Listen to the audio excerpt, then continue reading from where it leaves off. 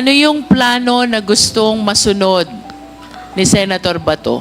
Dapat daw po yung kailangang mga pangalan, isabi na po ni Kuya. Maari mo bang banggitin kung sino itong mga pangalan na pinababanggit niya? Opo. Pakibanggit niyo po. Si Ma'am Leila de Lima po, tsaka si Peter ko po. Dalawa lang po ba sila? Dalawa lang yun po. Dalawa lang yung naano ko po. Peter, si Ma'am Leila de Lima, kilala ko naman po yun, senator yun.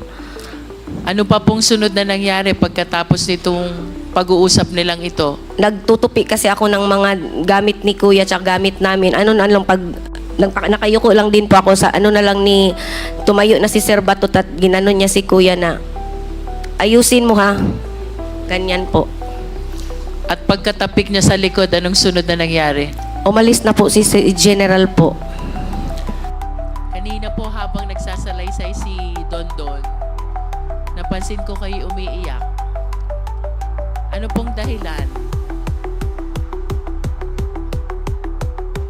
Ayoko pong maalala yung parang, yung nagsasalita si Daddy na huwag siyang patayin. Ako kasi yung kasama niya palagi, ma'am, Miss Chair.